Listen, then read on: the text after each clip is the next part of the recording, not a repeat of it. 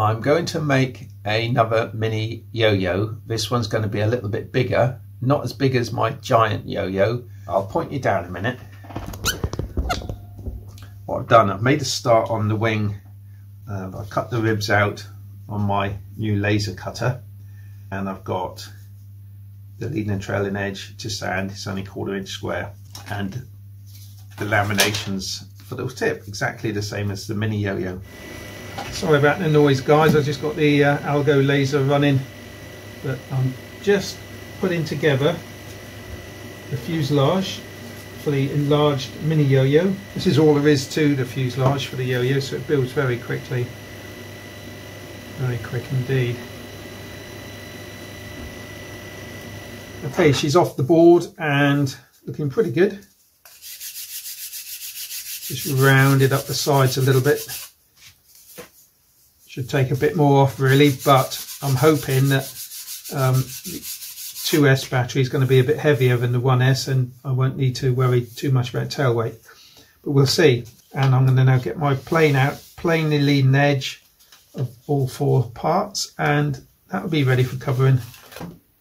Right, I'm going to crack on with this, guys, and I'll see you back in a little bit. So I've just taken the bulk off with the David plane, and now I'm just going to sand it down to section. If you put masking tape over the rib, it stops catching the rib, lessens the chance of you damaging the rib, and stops you from sanding into it as well. So always a good thing to put on. I'm looking at that front edge to make sure it stays parallel all the way down, which it is. If you go with the grain, it doesn't sand as much, but if you go horizontally opposed to the grain, it takes off the most. But if you just want to take off a little bit, like what I do, I'm going to go diagonally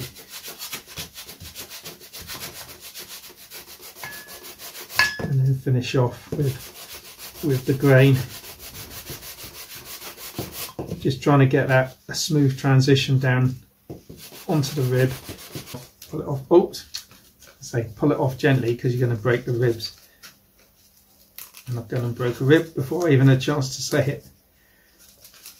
Now at least you get to see how to prepare a rib. I've got to be really careful here because this rib's already broken. Maybe I'll pull it off that way. There we go. And I can use this sticky bit of masking tape to pick up some of this sawdust, save it blowing about.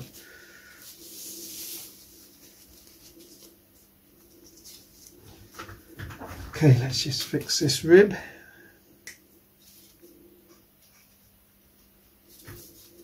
See, if I didn't mend it straight away, it would only break the back end, and then you're repairing it all over the place. Once the covering's on, it's not too bad. There we go, all mended. So there we are then, guys. There's another one done. That's ready for covering now. All I've got to do is the wingtips. Similarly, although this is slightly different because it's laminated, I'm just going to take that down very gently there. Oh, the other thing I have to do is that goes on there like that. Because this is only 2 laminations, I've just got to blend that into there, so I just take off that angle there a little bit just to bring it in. Okie dokie, so I've given all the underframe a coat of slightly tinted water-based varnish, and it's going to be drying pretty quick, and I'm decided I'm going to put on tissue on this one. The colour I'm going to do it, I'm going to use this lovely vibrant red tissue. But I'm going to do it slightly differently to what I've done before. I'm not going to damp the tissue, because if I damp it, as it dries, it's going to pull these ribs in, these end ribs, especially that one. I haven't put on the optional brace there, which is there to combat that partly. So what I'm going to do is to put it on dry, join all the wings together, and then when this is supported both sides, I'm going to damp both sides. So I've just done one wing panel. So that will be joined like that, and then I'll damp it all. Well, at least the two centre panels, and then they can pull against each other. So that's my plan. Let's see if it works. That's gone on reasonably well. A couple of wrinkles, but then I haven't tightened it at all. So just cut it around the edge there, and looking fine there. So I'm just going to stick this on. I'm using blue glue stick, but it's sort of lost its blue a bit. But all I'm doing is running around the edges. So that's what I'm going to do. I've covered the structure. Cracked on, did quite well.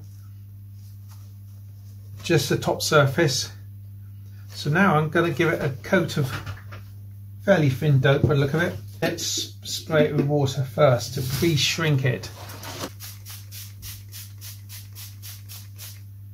Let's just leave that and it can sort itself out.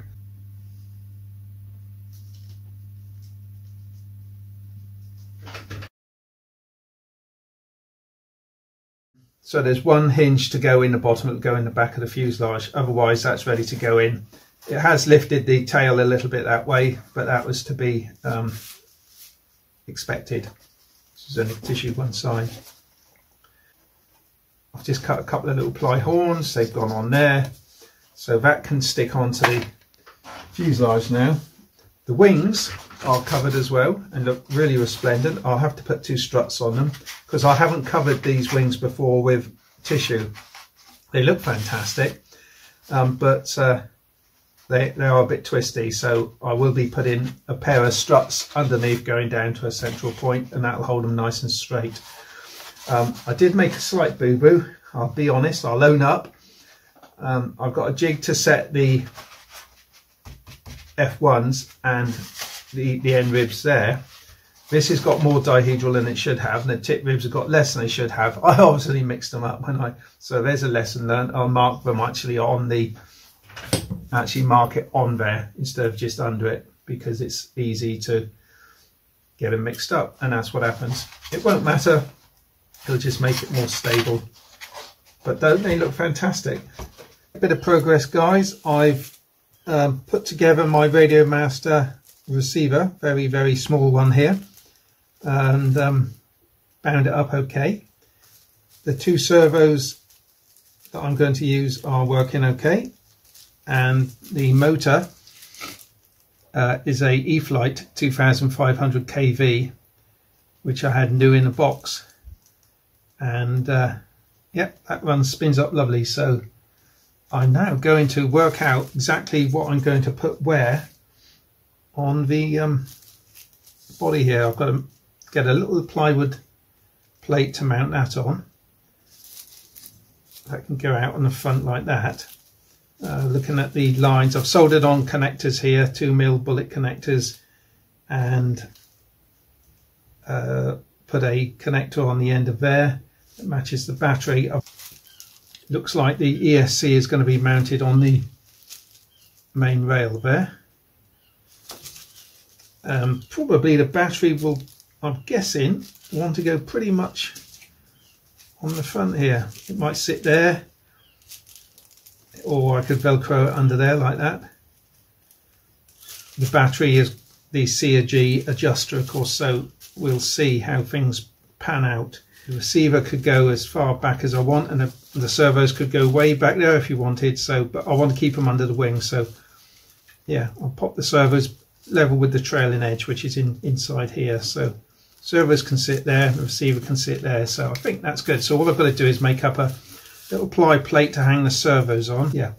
So, I just need a piece of ply to that size, a little bit more, and then I'll put that on there with a couple of little gussets just to hold it. Crack on.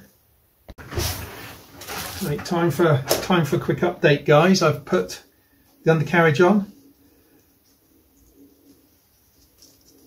put the servos in, made a little mounting plate up for the motor, and just glued on the tail plane and tail skid and rudder. So that's all hinged. I've used white glue, but with a bit of CA each end just to hold it. So no reason why I can't make up the control rods now. Incidentally, the wooden washers, I suppose you call them, either side of the wheels, are actually just a piece of 8mm dowel. I just drill a hole down through the middle and then cut slices off. And these are just rubber O-rings.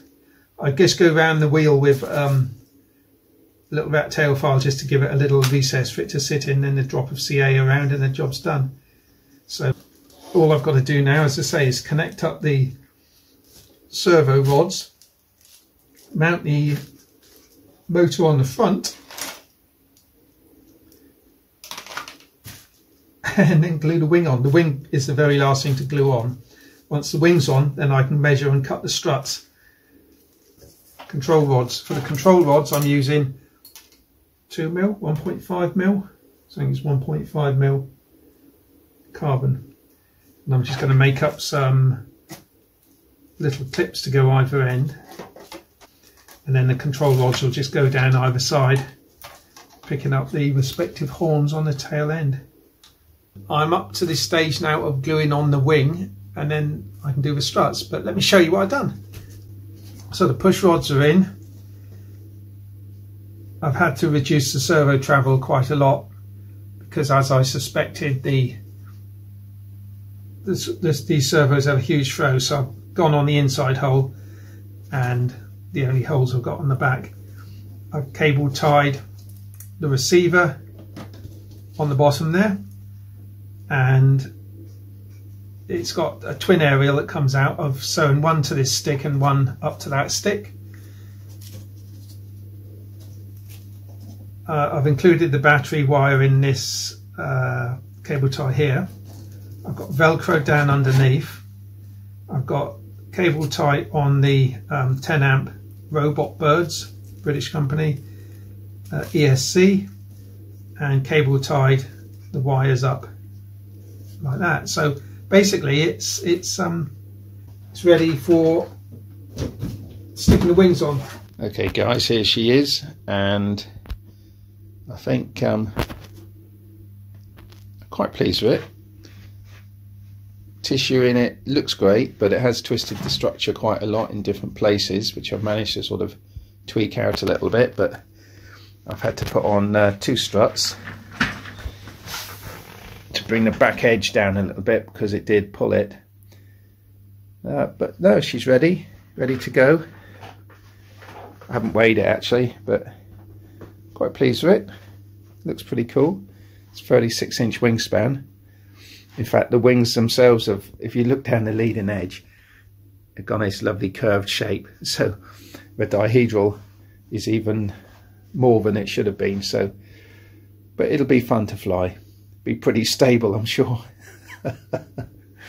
Anyway, looking forward to maidening this one down at Wynnard's Perch. So I'll link to that video in the end of this video, and you see how we get on.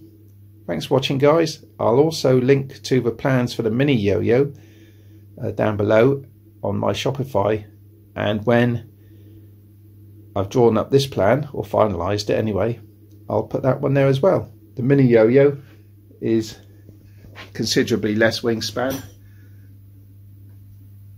but great fun all the same. I think actually next time I might cover it with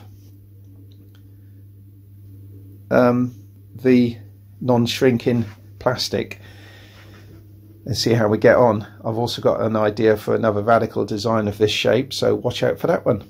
Cheers guys, see you in the next video, bye.